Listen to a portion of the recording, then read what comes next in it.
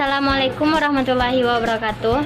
Perkenalkan, nama saya Yora Ifri Wulandari dari D3 Tata Boga, kelompok 8 pendidikan agama yang beranggotakan yaitu pertama saya sendiri Yora Ifri Wulandari dengan NIM 200790069. Yang kedua yaitu Yudita Jasriani dengan NIM 200790070. Yang ketiga Labib Yulfiko dengan NIM 201340040. Yang kelima yaitu Reza Aulia Ardista dengan NIM 201340070. Pada pertemuan kali ini kami membahas tentang pernikahan dalam Islam. Konsep dan hukum pernikahan dalam Islam. Pengertian perkawinan yaitu nikah berasal dari bahasa Arab, yaitu nikahun yang merupakan masdar atau kata asal dari kata nikaha. Sinonimnya tazawwaja, kemudian diterjemahkan dalam bahasa Indonesia sebagaimana yang disebutkan perkawinan. Sedangkan secara bahasa, kata nikah berarti ad-damu wat tadakhul, yang berarti bertindih. Oleh karena itu, menurut kebiasaan Arab, pergesekan rumpun pohon seperti pohon bambu akibat tiupan angin diistilahkan dengan tanakahatil asjar, yang berarti rumpun pohon itu sedang kawin. Karena tiupan angin itu terjadi pergesekan dan masukan rumpun yang satu ke ruang yang lain, perkawinan ini menurut istilah sama dengan kata nikah dan kata nawaj.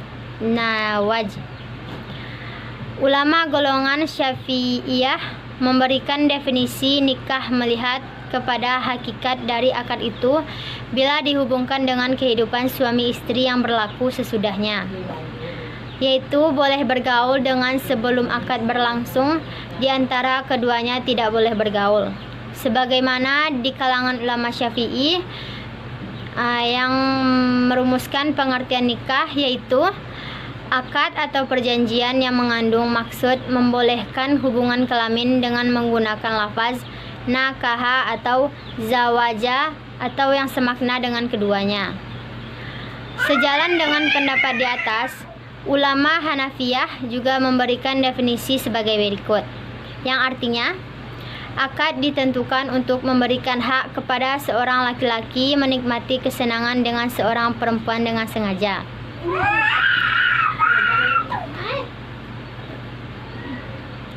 Definisi-definisi yang diberikan beberapa pendapat imam mazhab, para mujtahid sepakat bahwa nikah adalah suatu ikatan yang dilanjutkan syariat.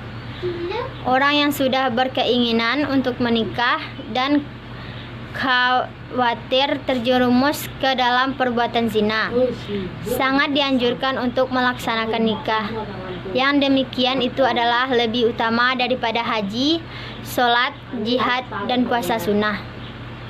Selain itu, nikah dalam arti hukum ialah akad atau perjanjian yang menjadikan halal hubungan seksual sebagai suami istri antara seorang pria dengan seorang wanita. Pengertian perkawinan menurut Undang-Undang Perkawinan adalah ikatan lahir batin antara seorang pria dengan seorang wanita sebagai suami istri dengan tujuan membentuk rumah tangga yang bahagia dan kekal berdasarkan ketuhanan yang Maha Esa. Dalam kompilasi hukum Islam di Indonesia disebutkan bahwa perkawinan menuntut hukum Islam adalah akad yang sangat kuat atau milsakon kholidon untuk mentaati perintah Allah dan melaksanakannya merupakan ibadah. Ungkapan akad yang sangat kuat atau mitsakon kholidon merupakan penjelasan dari ungkapan ikatan lahir batin yang terdapat dalam rumusan Undang-Undang Nomor 1 Tahun 1974 tentang perkawinan, yang mengandung arti bahwa akad perkawinan bukanlah semata perjanjian yang bersifat keperdataan. Sedangkan ungkapan untuk mentaati perintah Allah dan melaksanakannya merupakan ibadah. Untuk mentaati perintah Allah dan melaksanakannya merupakan ibadah, merupakan penjelasan dari ungkapan berdasarkan ketuhanan yang Maha Esa dalam rumusan Undang-Undang Nomor 1 Tahun 1974 tentang perkawinan. Hal ini menjelaskan bahwa perkawinan bagi umat Islam adalah merupakan peristiwa agama dan oleh karena itu orang yang melaksanakannya telah melakukan perbuatan ibadah. Oleh karena itu, perkawinan merupakan perbuatan ibadah, maka perempuan telah menjadi istilah istri merupakan amanah Allah yang harus dijaga dan diperlakukan dengan baik. Karena ia diambil melalui prosesi keagamaan dalam akad nikah. Hal ini sesuai dengan hadis Nabi dari Ibnu Abbas yang dinukil oleh Profesor Dr. Amin Syaifuddin yang berarti, sesungguhnya kami mengambilnya sebagai amanah Allah dan kamu menggaulinya dengan kalimat dan cara-cara yang telah ditetapkan oleh Allah. Dasar hukum perkawinan. Dalam pandangan Islam, perkawinan di samping sebagai perbuatan ibadah, ia juga merupakan sunnah Allah dan sunnah Rasulnya. Sebagai sunnah Allah, perkawinan merupakan kodrat dan iradat Allah dalam penciptaan alam semesta. Para ulama Malikiyah mutaakhirin berpendapat bahwa kawin itu wajib untuk sebagian orang, sunat untuk sebagian lainnya, dan mubah untuk segolongan yang lainnya. Hal ini ditinjau berdasarkan atas kekhawatiran dirinya. Sedangkan ulama Syafi'ah mengatakan bahwa hukum asal melakukan perkawinan adalah mubah, di samping ada yang sunat, wajib, haram, dan makruh.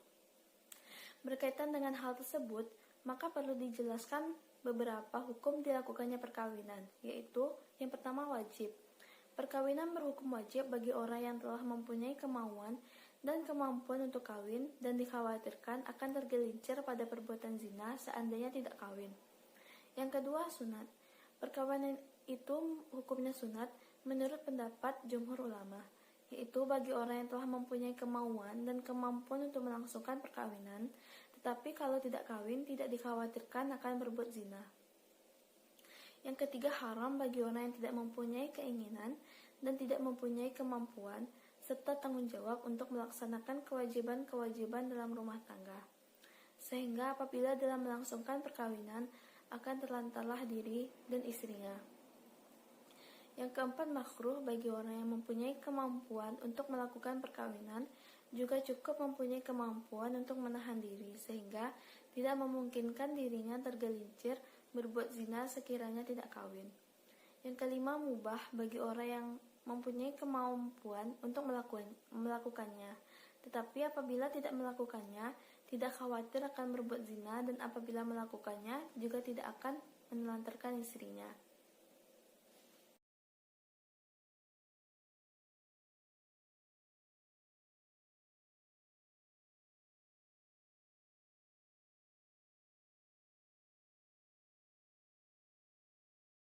Assalamualaikum warahmatullahi wabarakatuh. Perkenalkan, nama saya Yudita Jasriani, NIM 2007-9070. Baiklah, saya akan melanjutkan materi dari teman saya yang sebelumnya, yaitu tentang tujuan dan hikmah pernikahan. Tujuan pernikahan yang pertama yaitu untuk melaksanakan anjuran Nabi Muhammad SAW. Yang kedua, untuk memperbanyak keturunan atau untuk melestarikan keturunan yang saleh dan saleha. Yang ketiga, untuk meraih ketenangan atau kedamaian dalam berumah tangga melalui hubungan suami istri yang sah. Yang selanjutnya, untuk menjaga kemaluannya maupun kemaluan dari istrinya dari orang banyak. Yang selanjutnya, untuk membangun karakter pribadi yang baik dan kuat sebagai hasil tanggung jawab keluarga yang dipikulnya. Selanjutnya, hikmah dari pernikahan.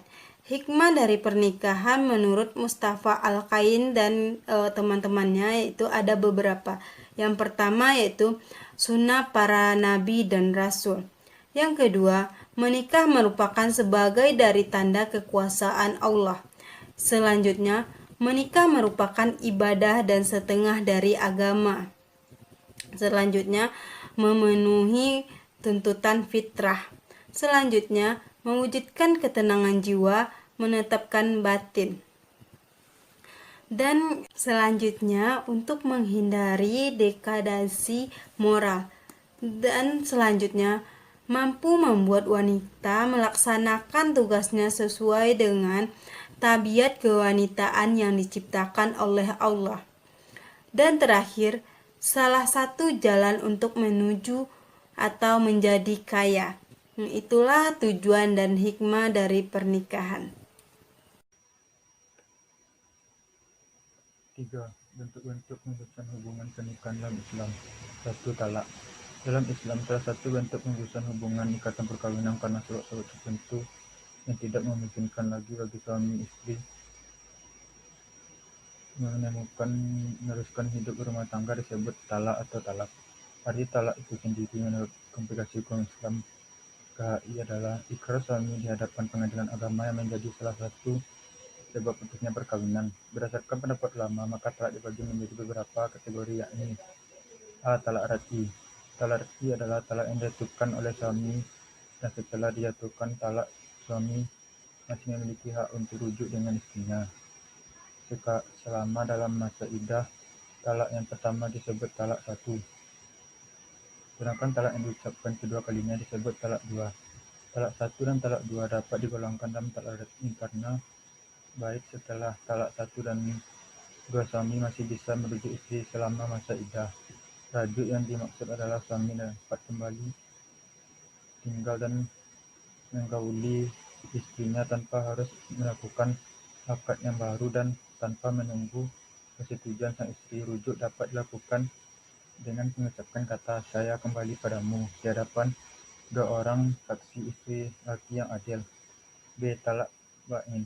Talak ba'in yang di dalamnya termasuk dalam talak 3 dibagi menjadi 2. 1. Talak badnya sugra. Talak badnya sugra atau perpisahan kecil adalah talak yang dijatuhkan suami kepada istri dan telah dijatuhkannya tak tersebut suami tidak lagi memiliki peluang untuk rujuk dengan istrinya. Apabila suami ingin kembali kepada istrinya, maka suami harus meminta persetujuan dari sang istri dan harus diwakilkan akad yang baru, tetapi tidak harus dinikahi oleh laki-laki lain terlebih dahulu. Talak ini terjadi secara otomatis apabila dalam masa iddah sang istri selesai setelah jatuhnya talak raj'i suami belum melakukan atau rujuk kembali. Hal ini juga berlaku pada suami yang menolak istrinya yang belum pernah digauli sebelumnya. 2. Talak bana kubra. Talak bana kubra adalah talak yang dijatuhkan suami kepada istri dan setelah itu suami tidak bisa rujuk atau menikah kembali dengan istri sebelum terlihat istrinya menikah dengan laki-laki lain dan kemudian laki istri itu menceraikan atau meninggal dunia.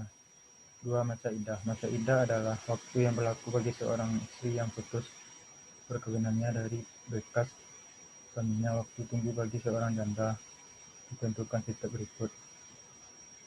Apabila perkawinan putus karena kematian walaupun qalba al-ghaful, waktu tunggu ditetapkan 130 hari. B. Apabila perkawinan putus karena perceraian, waktu tunggu bagi yang masih haid ditetapkan 3 kali suci dengan sekurang-kurangnya 90 hari, dan bagi yang sudah haid ditetapkan 90 hari. C. Apabila perkawinan putus karena perceraian sedangkan janda tersebut dalam keadaan hamil, waktu tunggu ditetapkan sampai melahirkan. D. Apabila perkawinan putus karena kematian sedang janda dan keadaan hamil, waktu tunggu ditetapkan sampai melahirkan. 3. Rujuk. Dalam hukum Islam, rujuk berasal dari bahasa Arab yaitu raj'ah, yaitu ruj'an yang berarti kembali atau mengembalikan. Rujuk menurut istilah adalah mengembalikan status hukum perkawinan secara penuh setelah terjadi talak raj'i yang dilakukan oleh bekas suami terhadap bekas istri dalam masa iddah dengan ucapan tertentu. Rujuk ialah mengembalikan istri yang telah ditalak pada pernikahan yang asal sebelum diceraikan. Syarat rujuk. Bagi suami yang merujuk istri yang telah ditolak harus memenuhi syarat yang pertama. Keadaan suami yang melakukan rujuk sehat akal. Suami yang rujuk harus bebas memilih tanpa adanya keterpaksaan dari pihak manapun. Dalam sisi rujuk dibagi menjadi dua komponen. Pertama yang harus dilakukan sebelum melakukan rujuk yaitu satu, istri. Istri yang dapat dirujuk istri adalah istri yang masih dalam batas talak atau talak pertama dan talak kedua. Istri yang tidak diceraikan jalan hulu, terjadinya perceraian tidak dengan jalan pasti. Dua, suami. Suami yang merujuk harus berakal sehat, tidak dalam keadaan memiliki kelainan jiwa, dilakukan alat kemauan dan kesadarannya sendiri. Tata cara pelaksanaan talak. Tata cara untuk melakukan rujuk adalah sebagai berikut. 1. Ke kantor desa atau kelurahan. Pasangan suami istri ke kantor desa untuk meminta surat pengantar rujuk ketua dengan memperlihatkan akta cerai yang telah terbukti diterbitkan oleh pengadilan agama. 2. Ke kantor urusan agama atau KUA dengan tujuan memberitahukan kepada pihak KUA untuk rujuk dilakukan pemeriksaan apakah mereka pasangan suami istri membayar biaya data rujuk. 3. Pelaksanaan rujuk. Rujuk dalam dilakukan di luar kantor urusan agama jika pasangan suami istri tersebut meminta untuk melakukan rumah saja, mengisi buku pencatatan rujuk. 4. Keadilan agama. Memberitahukan kepada pihak pengadilan agama bahwa pasangan suami istri tersebut telah rujuk dengan memperlihatkan surat keterangan telah melakukan rujuk yang diterbitkan oleh KUA dan mengambil kembali buku nikah. Baiklah, saya akan menjelaskan tentang kewarisan dalam Islam. Pengertian kewarisan Islam. Dalam Kamus Besar Bahasa Indonesia, kata waris berarti orang yang berhak menerima harta pusaka dari orang yang telah meninggal. Di dalam bahasa Arab, kata waris yang artinya adalah waris. Waris menurut hukum Islam adalah hukum yang mengatur tentang peralihan harta kekayaan yang ditinggalkan seorang yang telah meninggal dunia, serta akibatnya bagi para ahli warisnya. B. Hukum mempelajari dan mengajarkan fikih mawaris. Agama Islam mengatur ketentuan pembagian warisan secara rinci dan Al-Quran agar tidak terjadi perselisihan antara sesama ahli waris.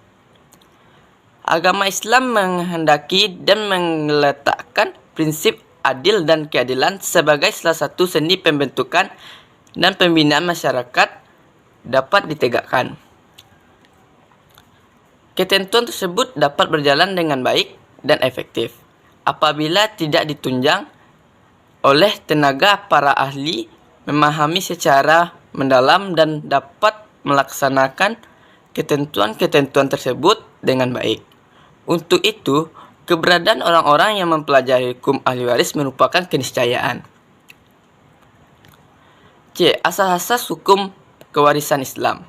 Yang pertama, asas ijbari. Asas ijbari adalah pengalihan harta dari seseorang yang meninggal dunia kepada ahli warisnya, berlaku dengan sendirinya menurut ketetapan Allah. 2.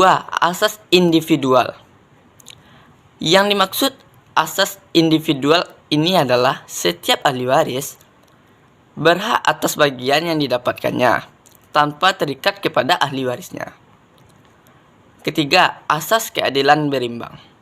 Yang dimaksud asas keadilan berimbang adalah keseimbangan antara hak dan kewajiban dan keseimbangan antara yang diperoleh dengan kebutuhan dan kegunaannya. Yang keempat, kewarisan akibat kematian. Hukum waris dalam Islam memandang bahwa kejadian peralihan harta hanya semata-mata karena adanya kematian. D. Sumber-sumber hukum kewarisan Islam. Ada beberapa sumber-sumber hukum. Ilmu faraid adalah Al-Quran, As-Sunnah Nabi SAW, dan ijma para ulama. Yang pertama Al-Quran, yang kedua hadis, yang ketiga ijma dan ijtihad. Sebab-sebab adanya hak kewarisan dalam Islam. Yang pertama, hubungan kerabatan. Yang kedua, hubungan perkawinan. Yang ketiga, al-wala atau merdekakan hamba sahanya atau budak. Sebab-sebab hilangnya hak kewarisan dalam Islam. Ada beberapa sebab-sebab yang mengakibatkan ahli waris kehilangan haknya, yaitu yang pertama, perbudakan. Seorang yang berstatus sebagai budak tidaklah mempunyai hak dan mewarisi sekalipun dari saudaranya. Yang kedua, perbedaan agama. Yang ketiga, pembunuhan. Pembunuhan menghalangi seseorang untuk mendapatkan ahli warisnya.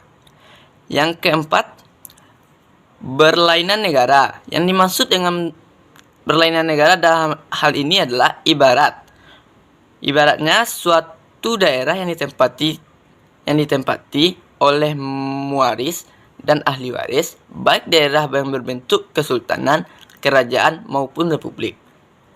Yang kelima, murtad. Adapun yang dimaksud dengan murtad ialah orang yang keluar dari agama Islam. Yang G, hukum dan syarat kewarisan. Ada 3 rukun warisan yang telah disepakati oleh para ulama. 3 syarat tersebut adalah: yang pertama, pewaris baik secara hakikatnya, haknya, maupun secara tajrinya. Yang kedua, adanya ahli waris, yaitu mereka yang berhak untuk menguasai atau menerima serta penanggalan pewaris dikarenakan adanya ikatan kekerabatan. Yang ketiga, harta warisan, yaitu sebagai jenis benda dan kepemilikan yang ditinggalkan pewaris, baik berupa uang maupun tanah. Adapun syarat yang harus terpenuhi pada saat pembagian harta warisan. Rukun waris dalam hukum kewarisan Islam diketahui ada 3 macam. Yang pertama yaitu mawaris, yaitu orang yang diwarisi harta peninggalannya atau orang yang mewariskan hartanya. Yang kedua, waris, yaitu orang yang dinyatakan mempunyai hubungan kekerabatan, baik hubungan darah, hubungan sebab semenda atau perkawinan, atau karena memerdekakan hamba sahayanya. Yang ketiga, al-mauruth adalah segala sesuatu harta benda yang menjadi warisan, baik berupa harta atau hak yang termasuk kategori warisan. Baiklah, itu yang dapat saya sampaikan. Assalamualaikum warahmatullahi wabarakatuh.